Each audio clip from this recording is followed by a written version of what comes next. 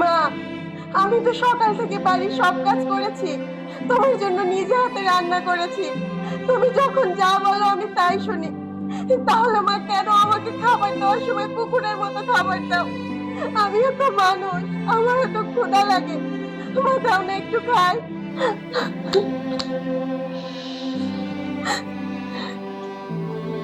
গলা দিয়ে তোর আওয়াজ বেরোবে না। কি যেন বললি? সারাদিন তুই কাজ করিস, তাই না?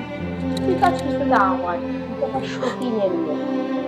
তুই বাড়িতে বেরোস না কেন? হ্যাঁ, তোকে যাবে খাবার দিই তো অনেক বেশি। মা দাও না, একটু খাই। মা দাও না। শোন, যত তাড়াতাড়ি পারিস এই বাড়ি থেকে বেরোবি। মনে রাখবি তুই আমার সতীনের মেয়ে। তুই এই বাড়ি থেকে বেরোলে এই সমস্ত সম্পত্তি আমার। তুই মরলেও ভালো, গেলেও ভালো। বুঝতে পেরেছিস? মা দাও না।